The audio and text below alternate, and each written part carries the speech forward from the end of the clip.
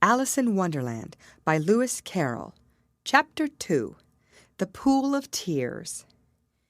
"Curiouser and curiouser!" cried Alice. She was so much surprised that for the moment she quite forgot how to speak good English.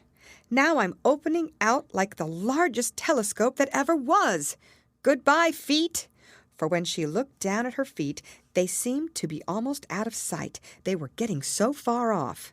"Oh, my poor little feet! I wonder who will put on your shoes and stockings for you now, dears. I'm sure I shan't be able. I shall be a great deal too far off to trouble myself about you. You must manage the best way you can."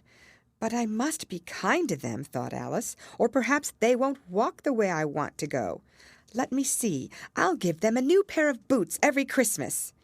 And she went on planning to herself how she would manage it. "They must go by the carrier," she thought, "and how funny it'll seem sending presents to one's own feet, and how odd the directions will look. Alice's right foot, Esquire, hearthrug, near the fender, with Alice's love. Oh dear, what nonsense I'm talking!" Just then her head struck against the roof of the hall. In fact, she was now more than 9 feet high, and she at once took up the little golden key and hurried off to the garden door. Poor Alice! It was as much as she could do, lying down on one side, to look through into the garden with one eye, but to get through was more hopeless than ever. She sat down and began to cry again. "You ought to be ashamed of yourself," said Alice. "A great girl like you," she might well say this, "to go on crying in this way. Stop this moment, I tell you." But she went on all the same, shedding gallons of tears, until there was a large pool all round her, about 4 inches deep and reaching half down the hall.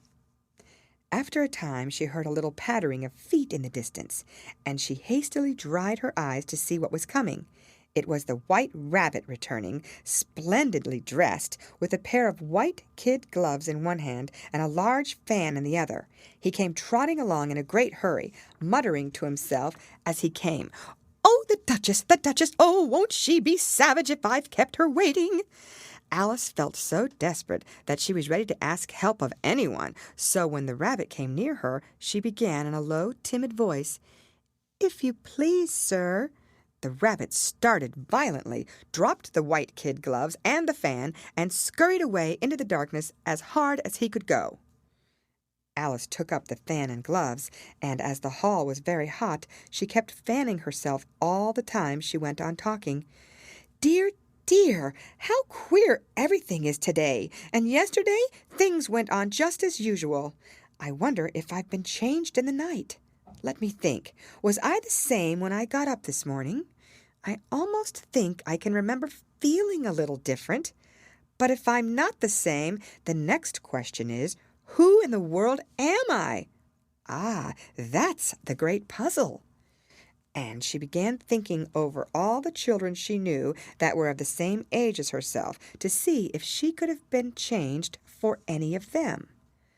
"I'm sure I'm not Ada," she said, "for her hair goes in such long ringlets, and mine doesn't go in ringlets at all. And I'm sure I can't be Mabel, for I know all sorts of things, and she knows such a very little. Besides, she's she, and I'm I, and oh dear, how puzzling it all is. I'll try if I know all the things I used to know. Let me see. 4 times 5 is 12, and 4 times 6 is 13, and 4 times 7 is, oh dear, I shall never get to 20 at that rate. However, the multiplication table doesn't signify. Let's try geography.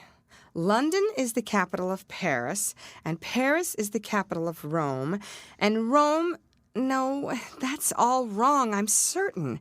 I must have been changed for Mabel.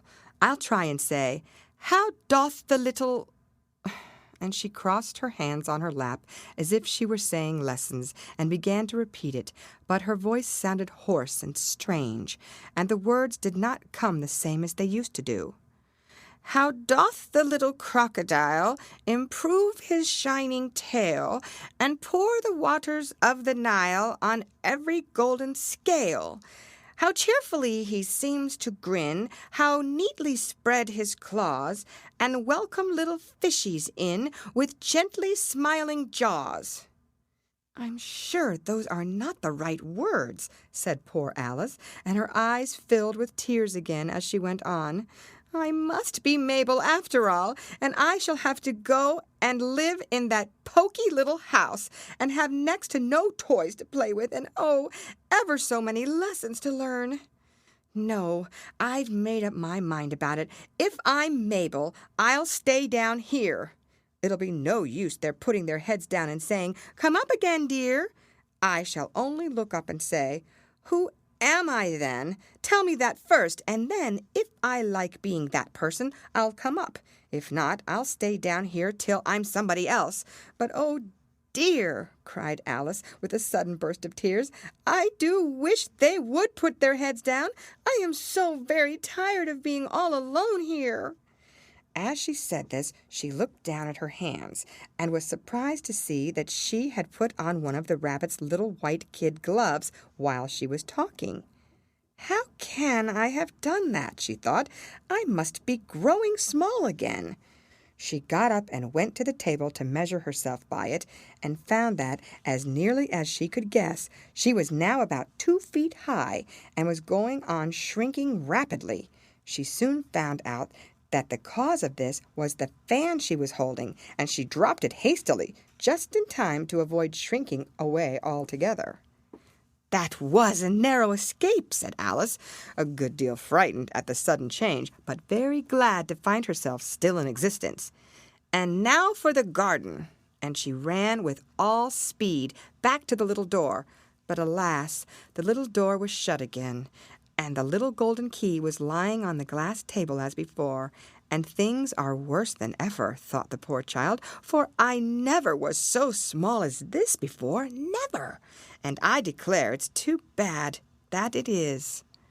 As she said these words, her foot slipped, and in another moment, splash! She was up to her chin in salt water. Her first idea was that she had somehow fallen into the sea. "And in that case, I can go back by railway," she said to herself. Alice had been to the seaside once in her life, and had come to the general conclusion that wherever you go to on the English coast, you find a number of bathing machines in the sea, some children digging the sand with wooden spades, then a row of lodging houses, and behind them a railway station. However, she soon made out that she was in a pool of tears, which she had wept when she was 9 feet high. "I wish I hadn't cried so much," said Alice, as she swam about, trying to find her way out. "I shall be punished for it now, I suppose, by being drowned in my own tears. That will be a queer thing, to be sure. However, everything is queer today." Just then she heard something splashing about in the pool a little way off, and she swam nearer to make out what it was. At first she thought it must be a walrus or hippopotamus, but then she remembered how small she was now, and she soon made out that it was only a mouse that had slipped in like herself. "Would it be of any use now," thought Alice, "to speak to this mouse? Everything is so out of the way down here that I should think very likely it can talk. At any rate, there's no harm in trying." So she began, "Oh, Mouse, do you know the way out of this pool? I'm very tired of swimming about here. Oh, Mouse!" Alice thought this must be the right way of speaking to a mouse. She had never done such a thing before, but she remembered having seen in her brother's Latin grammar a mouse, of a mouse, to a mouse, oh, mouse. The mouse looked at her rather inquisitively, and seemed to her to wink with one of its little eyes, but it said nothing. "Perhaps it doesn't understand English," thought Alice. "I dare say it's a French mouse come over with William the Conqueror." For, with all her knowledge of history, Alice had no very clear notion how long ago anything had happened. So she began again, "Où est ma chatte?" which was the first sentence in her French lesson book. The mouse gave a sudden leap out of the water, and seemed to quiver all over with fright. "Oh, I beg your pardon," cried Alice hastily, afraid that she had hurt the poor animal's feelings. "I quite forgot you didn't like cats." "Not like cats!" cried the mouse in a shrill, passionate voice. "Would you like cats if you were me?" "Well, perhaps not," said Alice in a soothing tone. "Don't be angry about it. And yet I wish I could show you our cat Dinah. I think you'd take a fancy to cats if you could only see her. She is such a dear, quiet thing." Alice went on, half to herself, as she swam lazily about in the pool. "And she sits purring so nicely by the fire, licking her paws and washing her face. And she is such a nice, soft thing to nurse.